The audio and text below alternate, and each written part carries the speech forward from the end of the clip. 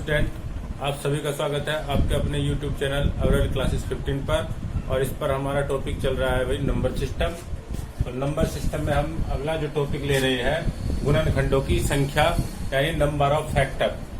तो यहाँ पर हम इसके बारे में चर्चा करेंगे। आपको बेसिक से लेकर चलेंगे और फिर शॉर्ट ट्रिक तक की जाएगी। बेसिक से लेकर चलेंगे और शॉर्ट ट्रिक तक की इसके कितने बड़े से बड़ा क्वेश्चन हो सबको हम शॉर्ट ट्रिक से सोल्व कर लेंगे। तो स्टूडेंट, इसमें हमारे गुणनखंडों की संख्या में सबसे पहले दो वर्ड आते हैं, गुणज और गुणनखंड। तो सबसे पहले हम गुणज को समझते हैं। वैसे इसका कोई यहाँ पर रोल नहीं, क्वेश्चन भी नहीं आता इसके ऊपर, लेकिन फिर भी समझे गुणज, क्योंकि वर्ड गुणज और गुणनखंड बच्चों को देखने में एक जैसा लगता है कि दोनों एक ही चीज है, लेकिन ये है दोनों भाई अलग अलग हमारे। तो गुणज और गुणनखंड में बहुत डिफरेंस है। क्या है पहला डिफरेंस ये हमारा कि गुणज जैसे हमें देखना है 12 के गुणज यानी मल्टीपल। तो 12 में 1 की गुणा करो, 2 की गुणा करो, 3 की गुणा करो, ये सारे क्या कहलाएंगे? 12 के गुणज यानी मल्टीपल कहलाएंगे। जैसे 12 आ गया, 24 आ गया, 36 आ गया, ठीक है जी, 48 हो गया। इस तरह से ये सभी नंबर क्या कहलाएंगे? 12 के मल्टीपल कहलाते हैं। तो एक बात समझ में आ गई आपके कि गुणज क्या होगा? हमेशा जिस नंबर का गुणज देखना है हमें उससे बड़ा होगा हमेशा। ये सभी नंबर क्या है? इससे 12 से बड़े हैं। तो जिस संख्याओं को पूरा पूरा काट देगी 12 जिन संख्याओं को पूरा पूरा विभाजित कर देगी वो सभी संख्याएं क्या कहलाएगी? 12 के गुणज यानी मल्टीपल कहलाएगी। तो मल्टीपल ये गुणज का मतलब आप समझ गए भाई। तो गुणज क्या होता है?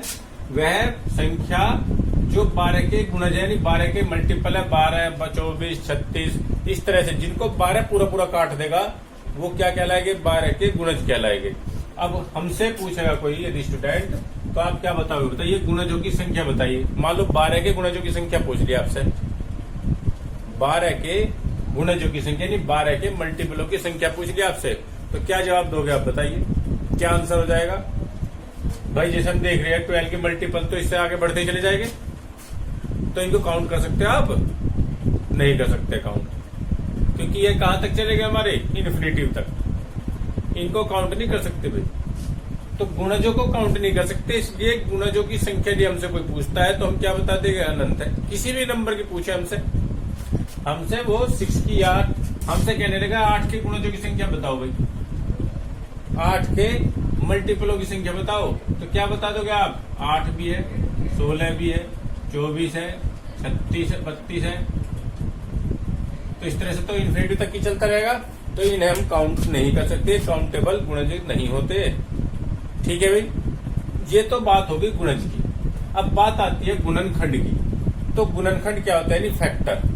नाम से भी आप समझ सकते हो गुणनखंड यानी गुणा में खंडों में तोड़ना, गुणा में खंड कर देना, गुणा में टुकड़ों में तोड़ देना किसी को, वही हमारा फैक्टर कहलाता है। जैसे हमने 12 ही लिया, 12, इसके हम फैक्टर करना चाहते हैं, तो पहले हम इसके क्या करेंगे? गुणनखंड के प्राइम फैक्टर कर लेंगे, यानी अभाज्य गुणनखंड कर लेंगे। अभाज्य संख्या सभी को पता होना चाहिए भाई स्टूडेंट। अभाज्य संख्या क्या होती है? वह संख्या जो 1 से और स्वयं से विभाजित हो जाती है, अभाज्य संख्या कहलाती है। दोबारा रिपीट कर रहा हूं, नोट कर ले सभी। वह संख्या जो 1 से और स्वयं से कट जाती है, अभाज्य संख्या कहलाती है। पहली अभाज्य संख्या 2 है, 2 है। 2 1 से भी कटता है और स्वयं से भी कटता है। दूसरी अभाज्य संख्या 3 है, अभाज्य संख्या प्राइम नंबर, प्राइम नंबर बोलते हैं अभाज्य संख्या को भाई। 2, 3, 5, 7, ये कैसी संख्या है? अभाज्य संख्या है, क्योंकि ये 1 से कटती है और स्वयं से विभाजित हो सकती है। ठीक है, तो अभाज्य संख्या आप समझ ही गए होगे। ठीक है भाई, क्लियर हो गए सभी के पॉइंट। अब चलते हैं अपने गुणनखंड की बात। हम गुणनखंड कर रहे थे, तो फैक्टर हम 12 के जब हम गुणनखंड करेंगे तो कैसे टुकड़े कर लेंगे? हम इसके अभाज्य संख्या के रूप में कर लेंगे, जिस तरह से हमने 12 करा भाई। 12 को पहले 2 से डिवाइड करेंगे अभाज्य संख्या से, 6 आ जाएगा। फिर 2 से करेंगे डिवाइड, 3 हो जाएगा। फिर 3 से कर दोगे 1 हो जाएगा। तो 12 को हम किस तरह से लिखते हैं, 2 मल्टीप्लाई 3, यानी 2 की पावर 2 मल्टीप्लाई 3। इस तरह से हमने इसको मल्टीपल में लिख लिया, गुणनखंड में। अब हम इसके गुणनखंड लिखना चाहते हैं, कितने होंगे। इसके गुणनखंड लिखना यदि चाहते हैं, देखो भैया आप क्या क्या हो जाएंगे। पहले तो सबसे पहले लिख लेते हैं 1 सभी का गुणनखंड होता है। 1 सभी का गुणनखंड होता है, यानी 1 एक डेफिनेट गुणनखंड हो गया सभी के लिए। सभी के लिए 1 एक गुणनखंड है भाई। इसके बाद आप लिख सकते हो 2 से भी कट जाएगा 12। जिस संख्या से हम 12 को विभाजित कर सकते हैं, भाग दे सकते हैं, वो कट जाए, वो संख्या गुणनखंड कहलाएगी। फिर क्या आ जाएगा भाई, 3 से भी कट जाएगा 12, 4 से भी कट जाएगा, 6 से भी कट जाएगा, और फिर 12 से भी कट जाएगा। तो कितने गुणनखंड आ गए, 1 2 3 4 5 6। इसके 6 गुणनखंड होंगे। 1 डेफिनेट इसका गुणनखंड होगा, और किसी भी नंबर का स्वयं वह संख्या भी अपना एक गुणनखंड होती है। तो 12 भी हो गया। कैसे निकाले हमने, ये तो 12 एक छोटा सा नंबर है, ऐसे निकाल लिए भाई। या आप इन्हें एडजस्ट कर सकते हो, 1 तो आ ही जाएगा, एक बार 2 को लिख लिया, एक बार 2 की 4 लिख लिया, एक बार 3 आ जाएगा, एक बार 2 3 6 हो जाएगा, एक बार तीनों की मल्टीप्लाई कर देंगे, ऐसा जाएगा। तो ये सभी क्या है, इसके गुणनखंड है। काउंट करके बता दिया गुणनखंड कितने, 1 2 3 4 5 6। ये तो इस तरह से निकाल दिया हमने। अब हम यदि कहे कि हमारे पास एक फॉर्मूला होना चाहिए भाई, अब किस किस नंबर का कैसे निकालेंगे।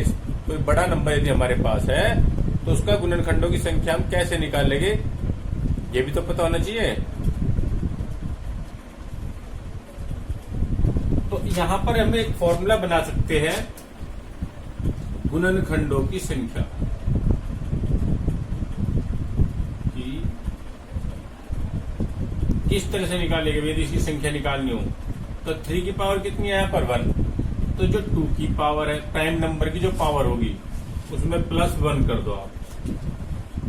तो 2 + 1 मल्टीप्लाई 3 है, इसकी पावर कितनी है 1 + 1। तो 2 1 3 मल्टीप्लाई 2 यानी 6 आ जाएगा। तो गुणनखंडों की संख्या कितनी हो गई यहाँ पर, 6 हो गई। और यहाँ पर भी हमने वैसे भी निकाली थी, तो भी हमारे काउंटिंग करके कितनी आई थी 6, 1 2 3 4 5 6। इस तरह से 6 गुणनखंडों के बारे में। किसी और नंबर के भी हम निकालना चाहते हैं, तो जैसे हमने 24 के गुणनखंड निकालना चाहते हैं, गुणनखंडों की संख्या कितने गुणनखंड हो गए इसके। तो पहले हमें फैक्टर में चेंज करना पड़ेगा ऐसे। तो 24 को क्या लिख सकते हो आप, 2 मल्टीप्लाई 2 मल्टीप्लाई 2 मल्टीप्लाई 3, 2 2 जा 4 4 3 4 2 जा 8 8 3 जा 24, यानी 2 दूनी 4 दूनी 8 दिया 24। तो इसको क्या लिखेंगे, 2 की पावर 3 लिख देंगे, और ये 3 आ जाएगा 3 की पावर 1। इस तरह से लिख लिया। तो अब हम गुणनखंडों की संख्या इसमें निकालना चाहते हैं 24 में, तो क्या हो जाएगी, गुणनखंडों की संख्या क्या हो जाएगी भाई, जितनी भी पावर है 3, तो 3 में +1 कर दो, 3 की पावर 1 है तो 1 में +1 कर दो, कितना गया 4 मल्टीप्लाई 2 यानी 8 आ जाएगी। तो 24 के गुणनखंड कितने हो गए 8। इस तरह कौन कौन सा आगे देखे, लिखना चाहे तो लिख सकते हैं हम यहाँ 24 के भी। पहला तो 1 हो जाएगा, 1 भी 24 को काट सकता है, फिर 2 भी काट सकता है, फिर 3 भी काट सकता है, 4 भी 24 को डिवाइड कर सकता है, भाग कर सकता है भाई। 6 से भी कट जाएगा 24, इसके बाद 8 से भी कट जाएगा 24, इसके बाद 12 से भी कट जाएगा 24, और फिर इसके बाद 24 से तो 24 कटेगा ही। अब देखो गिन करिए 8 आते हैं भाई, 1 2 3 4 5 6 7 8, यानी गुणनखंडों की संख्या कितनी आ गई 8। अब इस तरह से तो हम बार बार नहीं लिखेंगे, क्योंकि बड़ी से बड़ी कोई भी संख्या हो सकती है, तो उसके हम गुणनखंड ऐसे थोड़ा लिख देंगे। तो किस कौन से मेथड से निकालेंगे, जितनी भी पावर आएगी प्राइम फैक्टर में चेंज करेंगे, पहले इन्हें भाज्य संख्या के गुणनखंड में चेंज करेंगे, और जितनी भी पावर होगी उनमें +++1 करते चले जाएंगे। तो इसको देखकर अब हमारा एक फॉर्मूला बन जाता है। किस तरह से हम फॉर्मूला बनाते हैं, देखे भाई।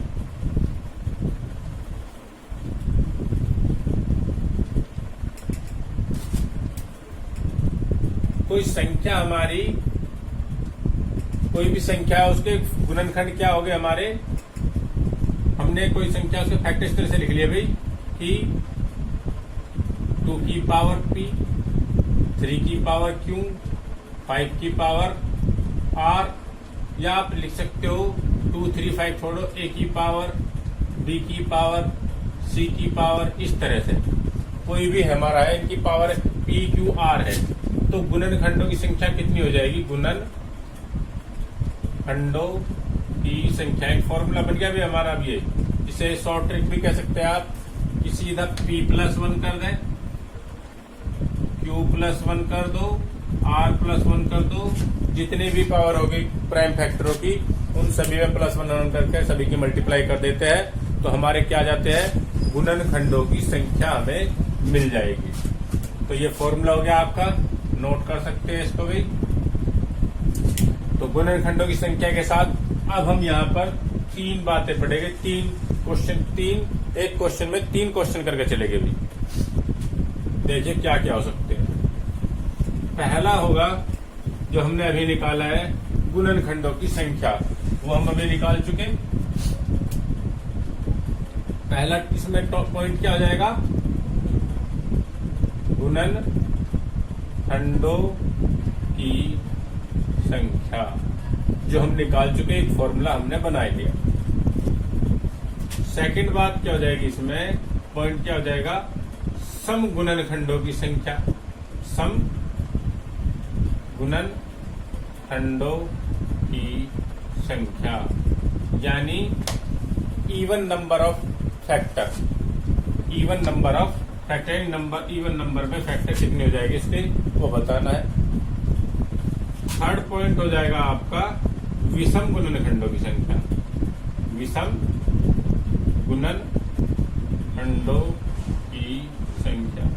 देखिए स्टूडेंट, यहाँ पर हम जो भी बात करेंगे बिल्कुल बेसिक से लेकर चलेंगे, क्योंकि कोई भी बात आपको, कोई भी फॉर्मूला आपको तभी लंबे समय तक याद रहेगा जब आप उसका बेसिक जानते होंगे कि वो कहाँ से आया, कैसे बना। अभी हमने देखो ये फॉर्मूला बनाया, तो कैसे बनाया वो आपको सभी को बता दिया। अब आपको कोई सीधा ही बताया कि भाई वो कर दो p+1, q+1, r+1 कर दो, हो जाएगा। तो इतना तो हम बता सकते थे सीधा डायरेक्ट, लेकिन हम फिर वो 24 के और 12 के फैक्टर करके हम क्यों दिखाते आपको, क्योंकि बेसिक आप फॉर्मूला कैसे बना वो बच्चों को सभी को पता होना चाहिए। ठीक है भाई। अब यहाँ पर भी हम इन्हीं की बात भी जो करेंगे बेसिक से लेके चलेंगे बिल्कुल, कि कैसे हमारे विषम होते हैं और कैसे हमारे सम हो जाएंगे। तो स्टूडेंट, इसके बाद एक हमारे पॉइंट आएगा योगफल। क्या आ जाएगा, सभी का योगफल, इन गुणनखंडों जो भी गुणनखंड बनते हैं उन सभी का योगफल, विषम गुणनखंडों का योगफल, सम गुणनखंडों का योगफल, इसके भी ऊपर हम बात करेंगे। तो एक क्वेश्चन लेंगे, उसमें तीनों ही करके दिखाएंगे पार्ट। ठीक है, हमने क्वेश्चन लिया 50 में गुणनखंडों की संख्या। तो गुणनखंडों की संख्या सबसे पहले प्राइम फैक्टर में चेंज करेंगे 50 को। अब आपको दिख रहा है यहाँ पर 50 यानी 0 है, तो 50 को क्या लिख सकते हो आप, 5 गुणा 10, इस तरह से लिख सकते हैं हम। अब ऐसे फैक्टर करने का मेथड आपका ये है ही, इस तरह कर लो। 2 से डिवाइड करोगे 25 आ जाएगा, 5 से डिवाइड करोगे 5 आ जाएगा, 5 से डिवाइड करोगे 1 आ जाएगा। तो 2 गुणा 5 गुणा 5 आएगा। लेकिन एक इजी मेथड जल्दी हो जाए जिसका आपसे 5 50 है, 50 में 5 गुणा 10 लिखेंगे तो 5 और 10 के क्या होते हैं, 2 गुणा 5, यानी ये इसके फैक्टर बन जाएंगे। अब आप ये समझो, जब हमारा 0 आया तो इसका मतलब 10 तो गुणा में हो गई, और 10 के 2 फैक्टर हो गए 2 गुणा 5, और बाकी संख्या के फिर आप अलग से एक फैक्टर कर लें। तो 50 के फैक्टर क्या हो गए हमारे, 2 × 5 × 5, यानी 2 की घात 1 है और 5 की घात 2 है। ये हमने इसे प्राइम फैक्टर में चेंज कर लिया भाई। अब हमें बताना है नंबर ऑफ फैक्टर, यानी गुणनखंडों की संख्या, नंबर ऑफ फैक्टर।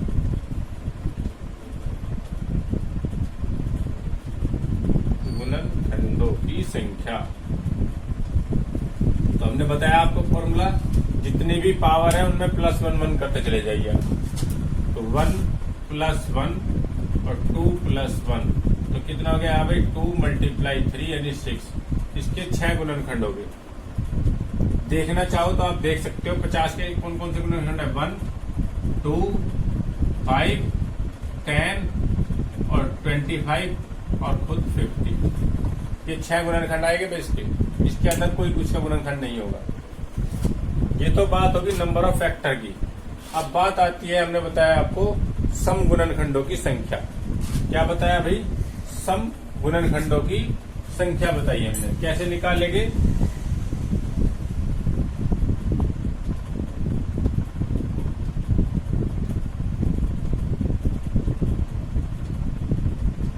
सम गुणनखंडों की संख्या। देखिए भाई, अब हमारे पर यहाँ पर फैक्टर हमारे है 2 की पावर 1 है और 5 की पावर 2 है। तो इसमें हम क्या करेंगे, हमें निकालना है सम। और सम संख्या कौन सी होती है वो आपको पता होना चाहिए। जो संख्या 2 से पूरी पूरी विभाजित हो जाए वो संख्या हमारी क्या कहलाती है, सम संख्या कहलाती है। जो संख्या 2 से पूरी पूरी विभाजित हो जाए वो संख्या क्या कहलाएगी, सम संख्या कहलाएगी। और हमें बताना है सम गुणनखंडों की संख्या, यानी 2 जरूर होना चाहिए किसी भी संख्या में। हमारे पास सम संख्या हो या विषम संख्या हो। देखो, सम संख्या होती है विषम। सम संख्या यानी इवन नंबर, 2, 4, 6, 8, 10 ये क्या होते हैं, इवन नंबर होते हैं। और विषम संख्या 1, 3, 5, 7, 9 ये विषम संख्या होती है। और सम संख्या कैसे बनती है, किसी भी नंबर में हम 2 की मल्टीप्लाई कर दे तो वो सभी संख्या कैसे बन जाती है, सम संख्या बन जाती है।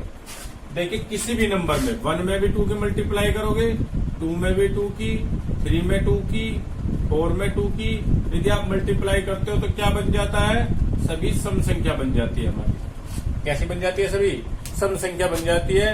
तो आप एक बात समझे, सम संख्या कौन सी होती है, सभी जो 2 से डिवाइड हो जाए, यानी जिसका फैक्टर एक 2 आ जाए वही सभी हमारी क्या बन जाएगी, सम संख्या बन जाएगी। अब बात करते हैं गुणनखंड की, कि सम नंबर ऑफ गुणनखंड कैसे बने, इसके सम गुणनखंडों की संख्या क्या होगी।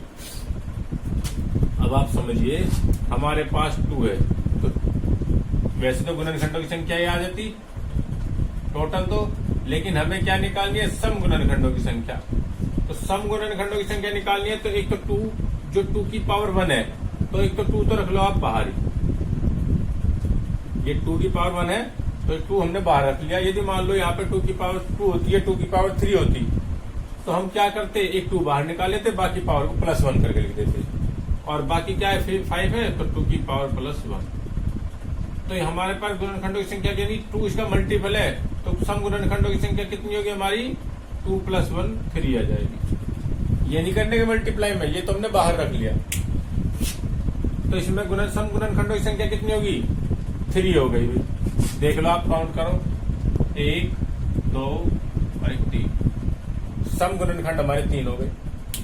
अब बात आती है विषम गुणनखंडों की संख्या। विषम गुणनखंडों की संख्या, नंबर ऑफ ऑड फैक्टर। इसी में एक बार और क्लियर कर ले आप, ये तो बात रही 2 की पावर 1 थी। जब मान लो आपका कोई भी गुणनखंड है, उसमें ये आ गया 2 की पावर 3 मल्टीप्लाई 5 की पावर 2, ऐसा कुछ आ गया कोई नंबर।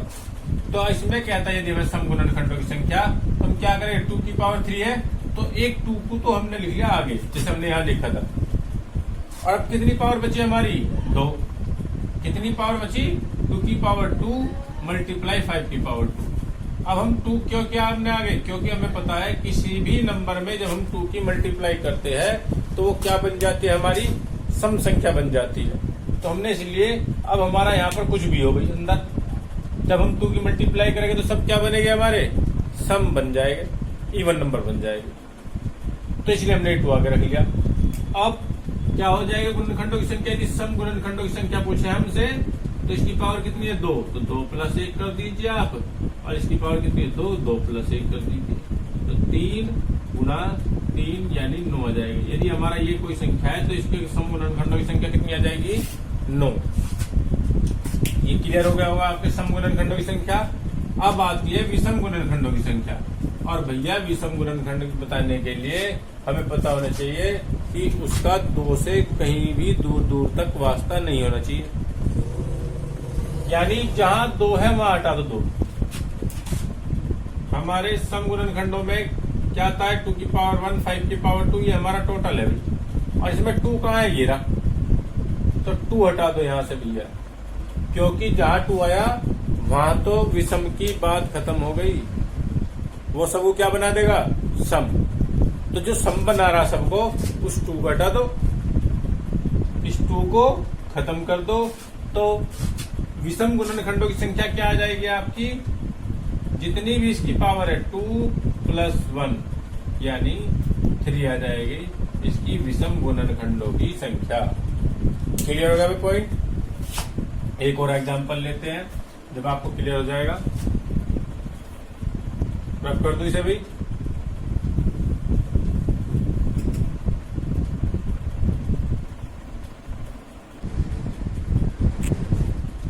अब हमारे पास जो नेक्स्ट नंबर है हमारा, वो क्या है 10800। तो सबसे पहले तो आपका काम क्या है, फैक्टर कर देना, इससे गुणनखंड कर देना।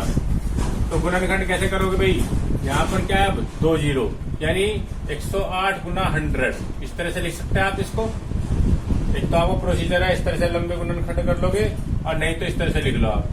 अब 10 का तो आपको पता ही था 2 × 5 है, तो 100 का कितना हो जाएगा 2 × 5 × 2 × 5, यानी 100 में क्या क्या आएगा 2 की पावर 2 × 5 की पावर 2।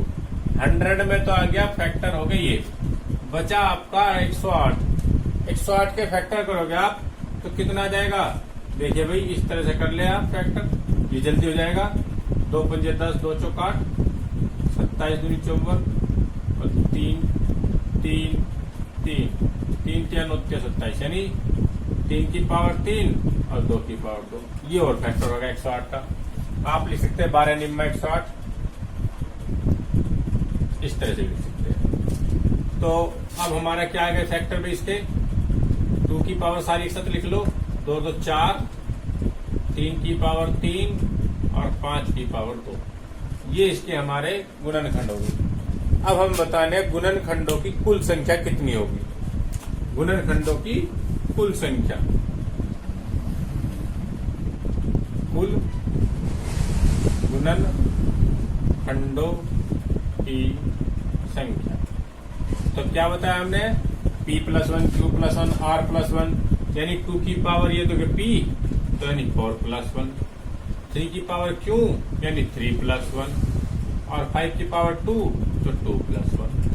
ये हमारा आ गया 4 + 1 5, 3 + 1 4, 2 + 1 3, 5 चौक 20 या 60। टोटल जो गुणनखंड बनेंगे हमारे इसके 60 बन जाएंगे। कितने बन जाएंगे भाई 60। अब बात आती है सम गुणनखंडों की संख्या, सम गुणनखंडों की संख्या, ध्यान लिख लो, सम गुणनखंडों की संख्या ये बतानी है। तो संख्या क्या है हमारी ये, और इसके फैक्टर कितने हैं हमारे, 2 की पावर 4, 3 की पावर 3 और 5 की पावर 2।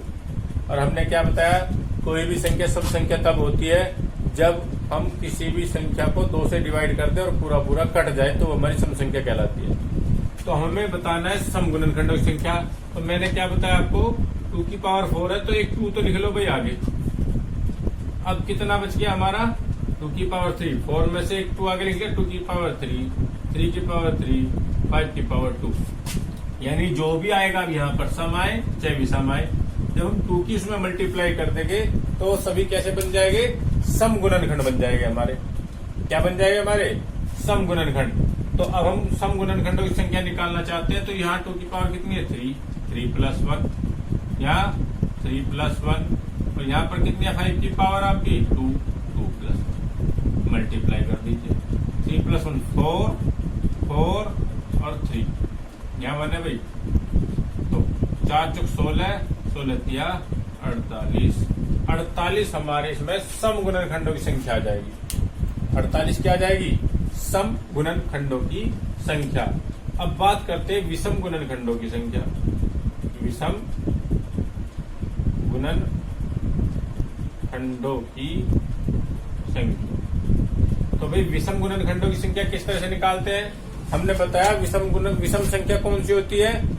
जो 2 से डिवाइड ना हो। तो जब भी 2 गुना में आ जाएगा तो विषम संख्या तो खत्म ही हो जाएगी, फिर क्या बन जाएगी? सम संख्या। तो ये 2 का टंटा ही खत्म कर दीजिए भाई, 2 का सब काम खत्म कर दो, 2 हटा दो यहां से। तो क्या बचे? ये बचे, जो भी बचे इनको निकाल लो फैक्टर।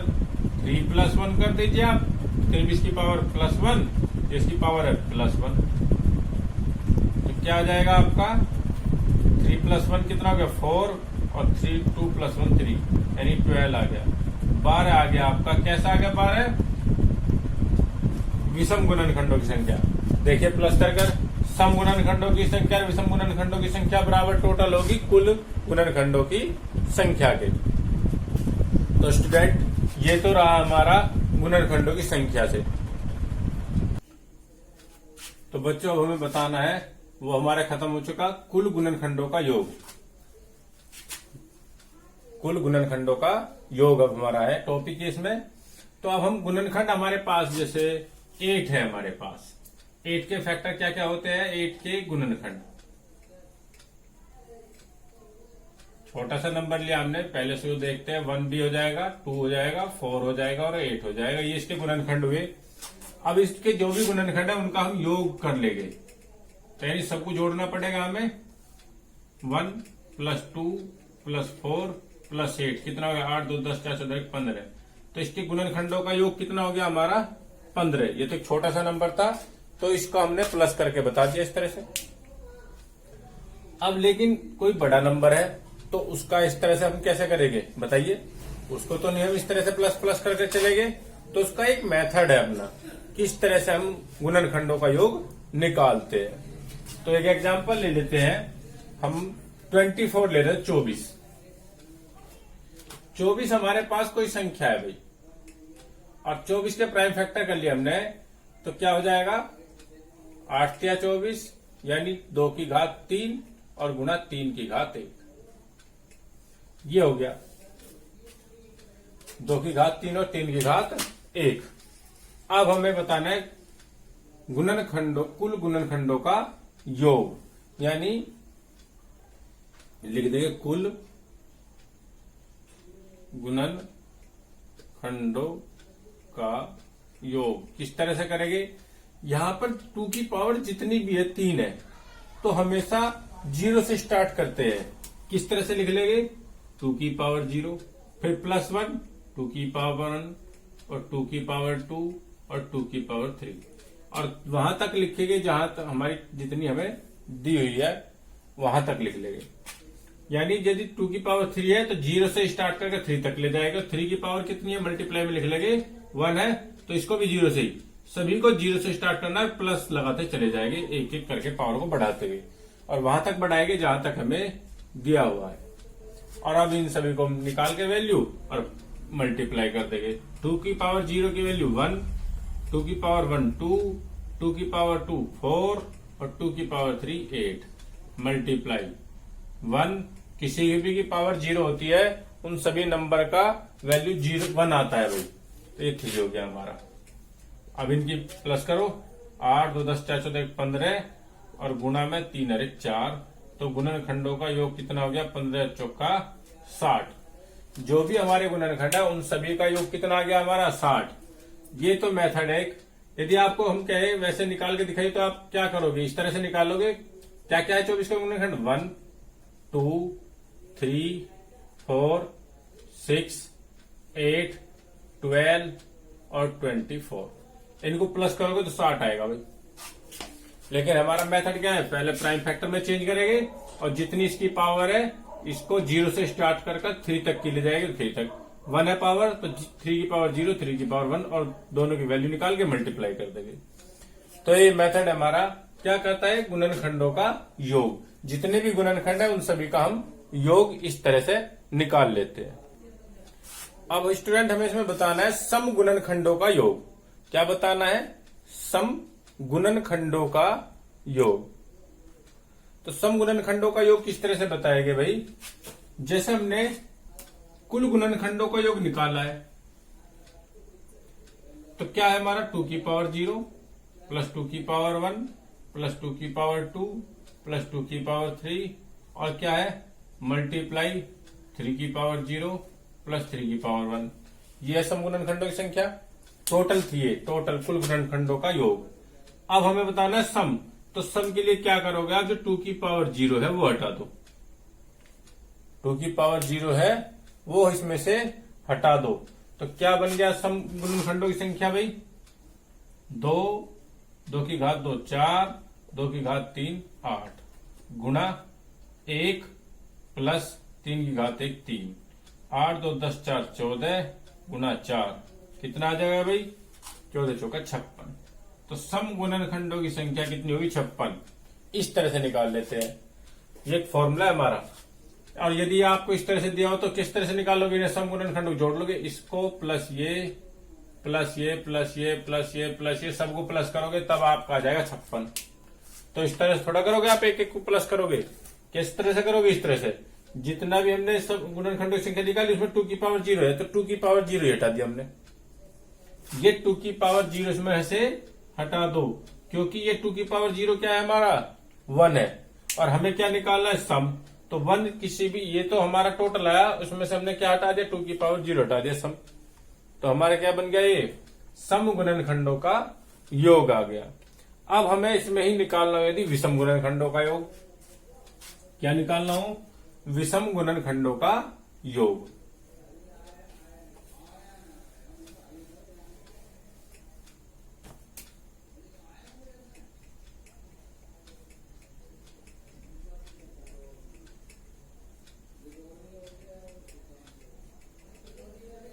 तो किस तरह से निकालेंगे भाई विषम गुणनखंडों का योग में, टोटल गुणनखंड क्या थे हमारे 0 1 2 3 मल्टीप्लाई 3 की पावर 1 3 की पावर 0 प्लस 3 की पावर 1, ये था हमारा कुल गुणनखंडों का योग। और अब हमें निकालना विषम। तो भैया जब विषम आ गया तो एक बात समझ जाओ, यहाँ पर 2 का नाता दूर दूर से हटा दो 2 का, क्योंकि विषम संख्या कौन सी होगी, जो 2 से नहीं कटेगी। और 2 हटा दो तो भाई इसमें से बस ये सब काट हटा दो, ये 2 हटा दो। तो विषम गुणनखंडों का योग कितना जाएगा, 3 की पावर 0 का मान 1 है प्लस 3 की पावर 1 3, तो कितना आ गया 4, यानी 4 आ जाएगा विषम गुणनखंडों का योग। तो स्टूडेंट बताए भाई ये आपको कैसा लगा हमारा टॉपिक, और यहाँ से क्वेश्चन बनते हैं आपके, 1-2 क्वेश्चन बनता है।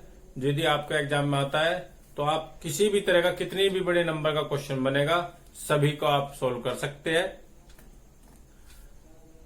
वीडियो अच्छी लगी हो तो वीडियो को लाइक करें, चैनल को सब्सक्राइब करें, जो भी न्यू स्टूडेंट हो चैनल को सब्सक्राइब कर ले भाई।